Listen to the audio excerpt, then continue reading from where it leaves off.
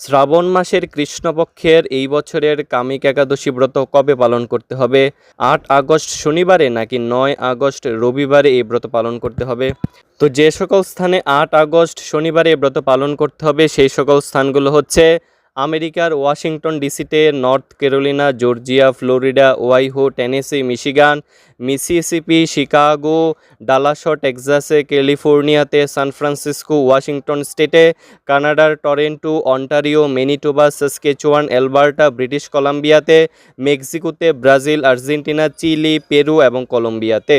অন্যদিকে যে সকল স্থানে একাদশী ব্রত ৯ আগস্ট রবিবারে পালন করতে হবে সেই সকল স্থানগুলো হচ্ছে ভারতে, বাংলাদেশে, নেপালে, ভুটান, শ্রীলঙ্কা, মালদ্বীপ, জাপান, দক্ষিণ কোরিয়া, চীন, থাইল্যান্ড সহ এশিয়া মহাদেশের সকল দেশে, দুবাই সহ আরব আমিরাতে, বাহরাইন, কাতার, কুয়েত সহ মধ্যপ্রাচ্যের সকল দেশে, অস্ট্রেলিয়া, নিউজিল্যান্ড, ইউরোপের সকল দেশে, আফ্রিকার সকল দেশে, গায়ানা, সার্বিয়া, ইরাক, তাজিকিস্তান এবং তুরস্কে। তো কামিক একাদশী ব্রতের সারা বিশ্বের পরদিন পালনের সময়সূচি ভিডিওটির শেষে বিস্তারিত দেয়া হয়েছে। এখন আমরা কামিক একাদশী ব্রত মাহাত্ম্যকথা সম্পর্কে আলোচনা করব। শ্রাবণ কৃষ্ণপক্ষিয়া কামিক একাদশীর কথা ব্রহ্মবিবর্ত পুরাণে যুধিষ্ঠির শ্রীকৃষ্ণ সংবাদে বলা হয়েছে। যুধিষ্ঠির মহারাজ শ্রীকৃষ্ণকে বললেন, হে গোবিন্দ, হে বাসুদেব, শ্রাবণ মাসের কৃষ্ণপক্ষের একাদশীর নাম এবং মাহাত্ম্য সবিস্তারে আমার কাছে বর্ণনা করুন। তা শুনতে আমি অত্যন্তই কৌতূহলী। প্রত্যুত্তরে ভক্তবৎসল ভগবান শ্রীকৃষ্ণ বললেন, হে রাজন, পূর্বে দেবর্ষি নারদ প্রজাপতি ব্রহ্মাকে এই প্রশ্ন করলে তিনি যে উত্তর প্রদান করেছিলেন আমি এখন সেই কথাই বলছি। আপনি মনোযোগ সহকারে তা শ্রবণ করুন। একসময় ব্রহ্মার কাছে ভক্তশ্রেষ্ঠ নারদ জিজ্ঞাসা করলেন, হে ভগবান, শ্রাবণ মাসের কৃষ্ণপক্ষিয়া একাদশীর নাম কি, এর আরাধ্য দেবতাকে, সেই ব্রতের বিধি বা কী রকম এবং এই ব্রতের ফলে কি পুণ্য লাভ হয় তা সবিশেষ জানতে ইচ্ছা করি। আপনি কৃপা করে আমাকে তা জানালে আমার জীবন ধন্য হবে। শ্রী নারদের কথা শুনে ব্রহ্মা অত্যন্তই সন্তুষ্ট হলেন। তিনি বললেন, হে বৎস, জগৎজীবের মঙ্গলের জন্য আমি তোমার প্রশ্নের যথাযথ উত্তর দিচ্ছি, তুমি তা শ্রবণ করো। শ্রাবণ মাসের কৃষ্ণপক্ষিয়া একাদশী কামিকা নামে জগতে প্রসিদ্ধা। এই একাদশীর মাহাত্ম্য শ্রবণে বাজপেয় যজ্ঞের ফল লাভ হয়। ভগবান শ্রীহরির পূজা অর্চনা অপরিমিত পূর্ণ ফল প্রদান করে।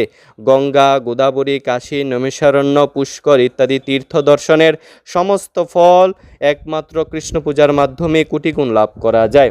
সাগর ও অরণ্যযুক্ত পৃথিবীদানের ফল, দুগ্ধবতী গাভীদানের ফল অনায়াসে একাদশী ব্রত পালনে লাভ হয়। যারা পাপপূর্ণ সাগরে নিমগ্ন, এই একাদশী ব্রতই তাদের উদ্ধারের একমাত্র সহজ উপায়। এই রকম পবিত্র পাপনাশক শ্রেষ্ঠ ব্রত আর জগতে নেই। শ্রীহরি স্বয়ং এই মাহাত্ম্য কীর্তন করেছেন। রাত্রি জাগরণ করে যারা এই ব্রত পালন করেন তারা কখনো দুঃখ দুর্দশাগ্রস্ত হন না। এই ব্রত পালনকারী কখনো নিম্নজনী প্রাপ্ত হন না। কেশবপ্রিয়া তুলসীপত্রে যিনি শ্রীহরির পূজা করেন, পদ্মপাতায় জলের মতো তিনি পাপে নির্লিপ্ত থাকেন। তুলসীপত্র দিয়ে বিষ্ণু পূজায় ভগবান যেমন সন্তুষ্ট হন, মণিমুক্তাদি মূল্যবান রত্নের মাধ্যমেও তেমন প্রীত হন না। যিনি কেশবকে তুলসী মঞ্জুরি দিয়ে পূজা করেন তার জন্মার্জিত সমস্ত পাপ ক্ষয় হয়ে যায়। এ প্রসঙ্গে ব্রহ্মা বলেন, হে নারদ, যিনি তুলসীকে প্রত্যহ দর্শন করেন তার সকল পাপরাশি বিদূরিত হয়ে যায়। যিনি তাকে স্পর্শ করেন তার পাপমলিন দেহ পবিত্র হয়। তাকে প্রণাম করলে সমস্ত রোগ দূর হয়। তাকে জল সিঞ্চন করলে যমও তার কাছে আসতে ভয় পান। শ্রীহরি চরণে তুলসী অর্পিত হলে ভগবত ভক্তি লাভ হয়। তাই হে কৃষ্ণ ভক্তি প্রদায়িনী, তোমায় প্রণাম করি। যে ব্যক্তি হরিবাসরে ভগবানের সামনে দীপদান করেন, চিত্রগুপ্তও তার পুণ্যের সংখ্যা হিসাব করতে পারে না। তার পিতৃপুরুষেরও পরম তৃপ্তি লাভ করেন। শ্রীকৃষ্ণ বললেন, হে রাজন, আমি আপনার কাছে সর্বপাপহারিণী কামিক একাদশীর মাহাত্ম্য বর্ণনা করলাম।